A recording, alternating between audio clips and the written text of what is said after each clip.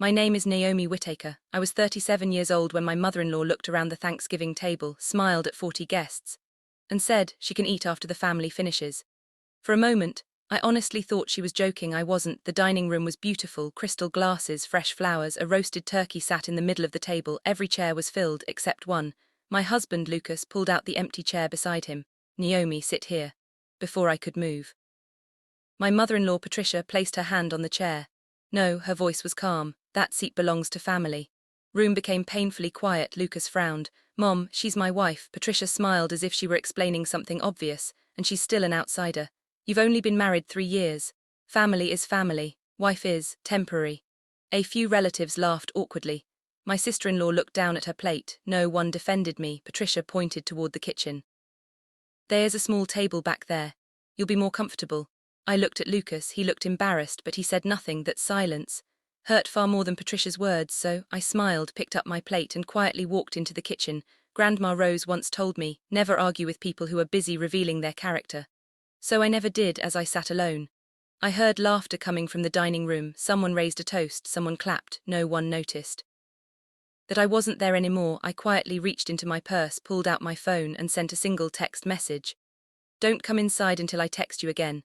30 seconds later, I received one reply. Understood, Ms. Whittaker. I locked my phone, smiled to myself, and continued eating. Exactly 11 minutes later, the front doorbell rang. Patricia laughed. Probably another neighbor. She walked confidently toward the front door. She opened it then, for the first time that evening. Her smile disappeared completely. Patricia slowly opened the front door. Her confident smile disappeared instantly. Standing outside were 4 men and 1 woman, all wearing navy business suits. Behind them, a black luxury SUV sat quietly in the drive. The woman stepped forward. Good afternoon. I'm looking for Ms. Naomi Whittaker. Patricia frowned. I'm her mother-in-law. Woman smiled politely. I wasn't asking for you. Ms. Whittaker here. The dining room fell silent. Every guest turned toward the front door.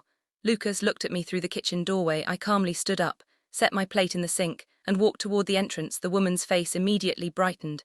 There you are, she extended her hand. Good afternoon, Ms. Whittaker. I'm Rebecca Sinclair, Senior Trustee at Sterling Family Trust. I smiled warmly. It's good to see you again, Rebecca. Patricia looked confused. You two know each other? Rebecca nodded. For several years. Then she looked at me. I apologize for arriving on a holiday. The board asked that these documents be delivered to you personally. She handed me a thick navy folder. Every eye in the house followed it. Patricia laughed nervously. What board? Rebecca answered before I could. Whittaker Family Foundation. Silence. Lucas frowned. What foundation? Rebecca looked surprised. You didn't tell them. I smiled. It never seemed important. Patricia folded her arms. What exactly is this? Rebecca turned toward everyone. Ms. Naomi Whittaker serves as chairwoman of the Whittaker Family Foundation. We currently fund children's hospitals, veterans' housing, and food banks across 3 states. The room became completely silent. My brother-in-law whispered. Chairwoman, Rebecca continued. Foundation manages assets valued at more than, she glanced at the folder, $280 million. Someone dropped a fork. Another guest gasped. Patricia stared at me as if she'd never seen me before. No, that's impossible. You work at a charity. I nodded. I do. Rebecca smiled. She doesn't work for the charity. Leads it. Patricia's face turned pale. Would someone like her? Rebecca interrupted gently. Because helping people has always mattered more to Ms. Whittaker than impressing them. She paused. That's why almost no one knows who she is. Room remained frozen. Then Rebecca handed me another envelope. I also have the signed agreement. I opened it. Lucas leaned closer. What is it? I quietly read the first page, then smiled. It went through. Rebecca nodded. Congratulations. The community center purchase is officially complete. Patricia looked completely lost. What community center? Rebecca looked directly at her. The one directly across from your neighborhood.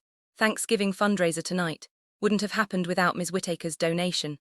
Patricia slowly shook her head. You paid for all of that. I looked into her eyes. Always believed. Family isn't the people who sit at your table. It's the people who make sure no one eats alone. Just then, Rebecca asked one quiet question. She looked around the dining room, then at the untouched chair beside Lucas. May I ask, if Ms. Whittaker is so important to all of us, why was she eating alone in the kitchen? The room fell completely silent. No one answered, not even Patricia. The silence felt heavier than the Thanksgiving dinner itself. Rebecca looked around the room one last time, then she calmly opened another folder. I wasn't planning to discuss this today. Perhaps everyone deserves to know the truth. Patricia's smile disappeared. What truth? Rebecca slid a document onto the dining table. 3 years ago, when the Whittaker Foundation began supporting local families. One family requested emergency financial assistance. Patricia frowned. "What does that have to do with us?" Rebecca looked directly at her. "That family was yours." Room went completely silent. Lucas stared at his mother. "What?" Rebecca continued. "When your husband's construction business nearly collapsed, when the mortgage payments fell behind, when foreclosure proceedings began.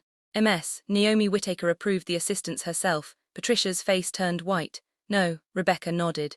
"She asked us to keep your family's name completely confidential. Didn't want anyone to feel embarrassed." Lucas slowly turned toward me. "You knew?" I nodded quietly. "Yes," his father whispered. "Naomi, you saved our home." I smiled softly. "It wasn't just your home. It was Lucas's childhood home. I couldn't let him lose it." Patricia suddenly shook her head. "Why didn't you tell us?" I answered honestly. "Because kindness loses its meaning the moment you use it to make someone feel small." Room remained silent. Rebecca spoke again. "There's something else." She placed another document on the table. "This year's Thanksgiving dinner, the food, the decorations, local shelter donation made in your family's name.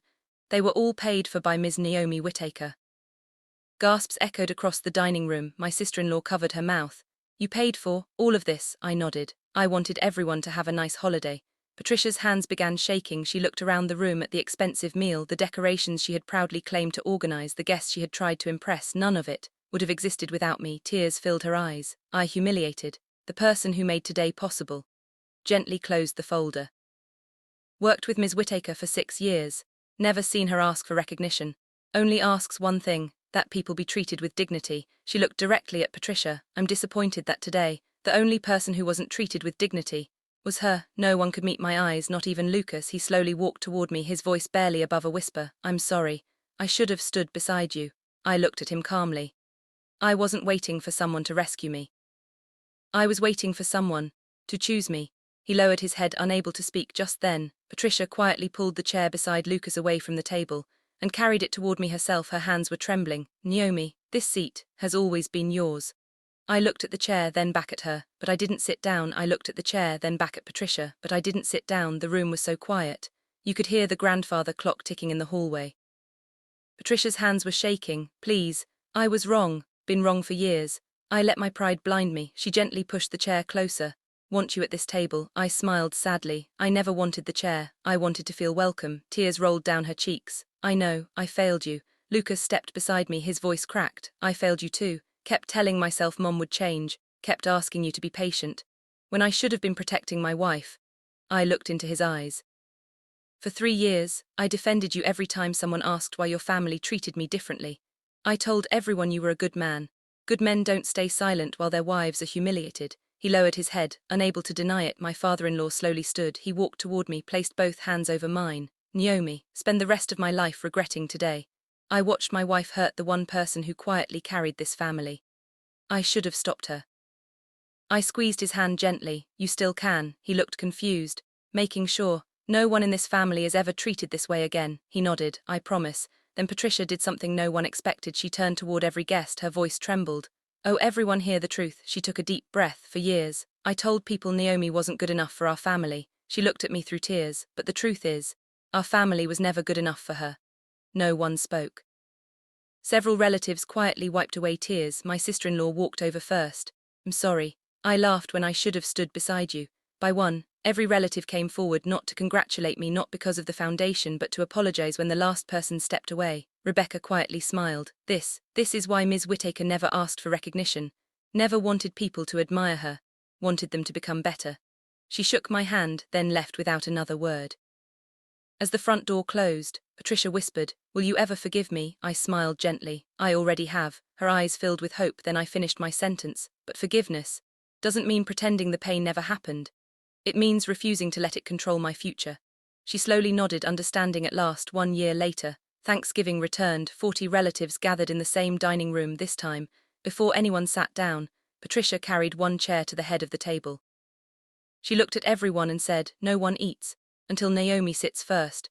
Room stayed silent until I took my seat. Then Grandpa's old words came back to me. "A family isn't remembered for the meals they serve. It's remembered for the people they refuse to leave standing." The first time, I didn't sit there because someone allowed me to. I sat there because everyone finally understood. Respect should never have to be earned by success. It should have been there from the very beginning.